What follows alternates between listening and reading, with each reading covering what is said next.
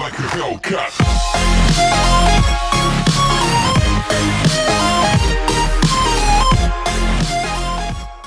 สวัสดีครับวันนี้เราอยู่กับผมในเกมคิดต่อสปอร์ตต้องพูดว่าวันนี้เราอยู่กับผมในคิดต่อสปอร์ตใช่ป่าวใช่ไหม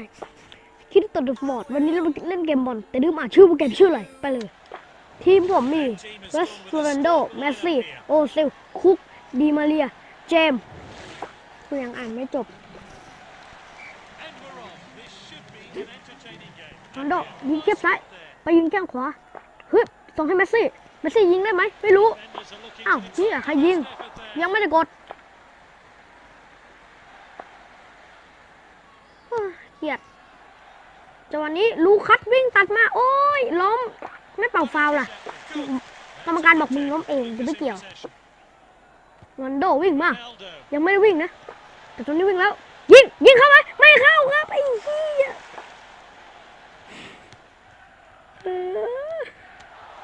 เฮ้ยเช่นนั้นเถอะดูหัวจ้าเวทยิงมาโอ้ยไม่เข้ายิงไม่เข้าแล้วเราซ้ำไอ้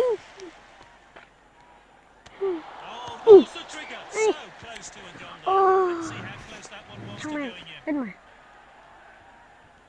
ตอนนี้ผมอยู่อันดับหนึ่งของลีกได้ถ้วยแล้วถ้วยหนึ่งอันนี้ลีกใหม่ไม่ใช่ลีกเก่านะโอ้โหออกเล่นต่อจังหวะนี้โอเซลยืนทำอะไรไม่รู้คิดว่าจะมองแต่เบอร์11ไม่รู้ใครวิ่งมาเบอร์14ที่ลืมอ่านชื่อไม่รู้เป็นใครก็วิ่งมาเหมือนกันแต่โดนบอลส่งกลับ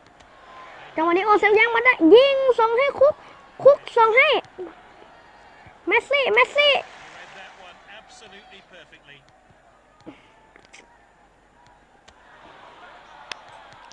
ดีมาเรีย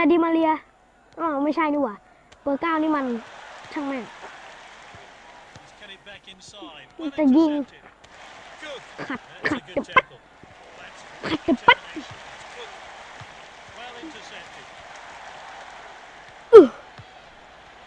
เดอะแฟตมาแล้วปู๊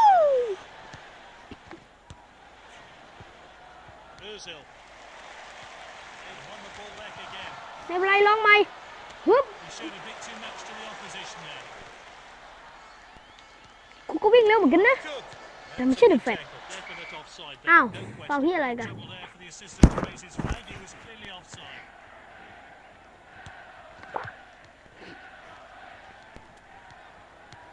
ต้องยิงได้ประตูหนึ่งหมดเวลาแล้วจบครึ่งแรกไปอย่างเละเทะอีโรโตเตะเดี๋ยวครึ่งหน้ามาต่อคลิปหน้าบูบาย